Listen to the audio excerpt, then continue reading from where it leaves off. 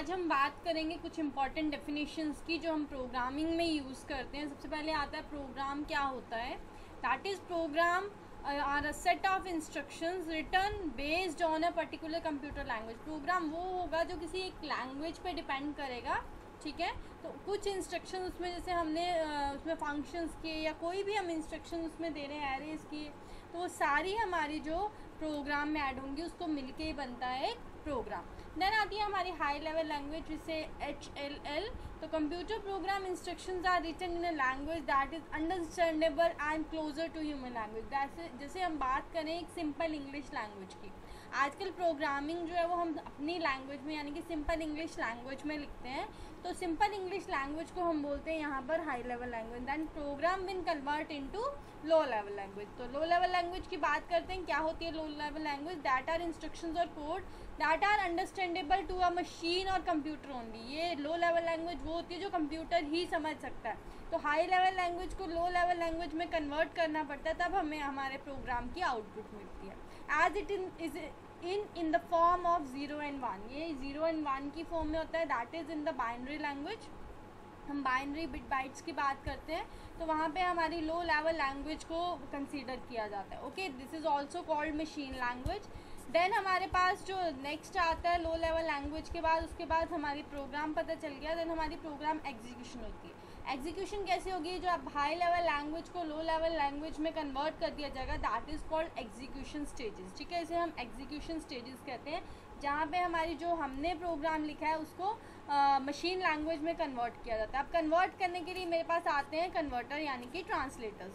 अब ट्रांसलेटर्स क्या होते हैं? जो आपने सिंपल लैंग्वेज में भी देखा होगा कि अगर हमें किसी लैंग्वेज के बारे में पता नहीं है तो हमें ट्रांसलेटर पॉइंट करना पड़ता है। वैसे ही हम जब हाई लेवल लैंग्वेज में काम कर रहे हैं तो हमें ट्रांसलेटर्स चाहिए जो हमारी हाई लेवल लैंग्वेज को मशीन लेवल लैंग्वेज में कन्वर्ट करें, यानी कि लो लेवल लैंग्वेज में कन्वर्ट करते हैं। These are program and processor that translate programs into machine level language. Okay, machine level language में वो कन्वर्ट कर देता है और फिर हमें आउटपुट हमारी लैंग्वेज में देता है। That is a task of seconds, micro seconds का टास्क होता है और हमारे आंसर जो है हमारी लैंग्वेज में आ जाता है। हमने बहुत सारे प्रोग्राम्स किए हैं इससे रिलेटेड। अब आते हैं हमारे ट्रांसलेटर्स हैं कौन कौन से? 3 टाइप के, असेंबलर, कंपाइलर एंड इंटरप्रेटर, ठीक है। सबसे पहले आता है हमारा असेंबलर। असेंबलर क्या करता है? वो असेंबली लैंग्वेज को मशीन लैंग्वेज में कन्वर्ट करता है और एग्जीक्यूट करके हमें आंसर जो है वो दे देता है, ठीक है। असेंबली लैंग्वेज जो है अलग, एक असेंबलर पे हम काम करते हैं, देन हमारे पास उसकी इंस्ट्रक्शंस जो हैं उसकी आउटपुट मिल जाती है। देन कंपाइलर आता है जो हम काम कर रहे हैं अभी, जिससे हम प्रोग्राम को रन करते हैं।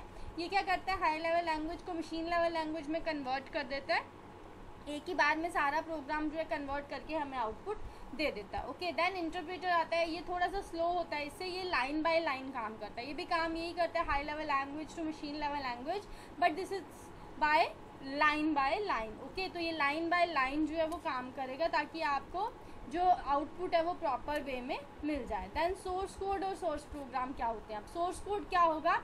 जो हमारा मेन सोर्स प्रोग्राम होगा, ठीक है। Computer program written using a particular high level language, ठीक है। एक किसी लैंग्वेज को चूज करके जब हम प्रोग्राम लिखते हैं, that is called source program. और तो ऑब्जेक्ट कोड क्या होगा? ऑब्जेक्ट कोड थोड़ा सा डिफरेंट होता है। That is converted code from source program to machine language. जब हमारा सोर्स प्रोग्राम जिसमें हमने प्रोग्राम लिखा है हाई लेवल लैंग्वेज में, जब उसने मशीन लैंग्वेज में कन्वर्ट हो गया वो, that is called object code, ठीक है। एक सिंपल सी बात है, कंपाइलर जब इसको कन्वर्ट कर देता है सोर्स प्रोग्राम को मशीन लैंग्वेज में, देन वो ऑब्जेक्ट कोड और ऑब्जेक्ट प्रोग्राम बनता है। तो ये बहुत इंपॉर्टेंट है, सोर्स कोड और ऑब्जेक्ट कोड की डेफिनेशन ये ज़रूर पूछी जाती है।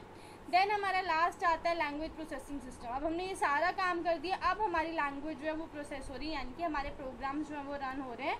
The whole procedure of converting human understandable code to machine understandable code is known as language processing system, ठीक है। जो हमारी लैंग्वेज है उसको जब हमने मशीन की लैंग्वेज में कन्वर्ट कर दिया ट्रांसलेटर्स के हेल्प से, तो that is called language processing system. जो भी हम लिख रहे हैं वो, चाहे हम अपना नाम ही लिख रहे हैं, कुछ भी लिख रहे हैं, आजकल आपको पता है सिस्टम को हम डिफरेंट लैंग्वेजेस में यूज़ कर सकते हैं, पर सिस्टम जो है सिर्फ मशीन लैंग्वेज ही समझता है, यानी कि लो लेवल लैंग्वेज ही समझता है।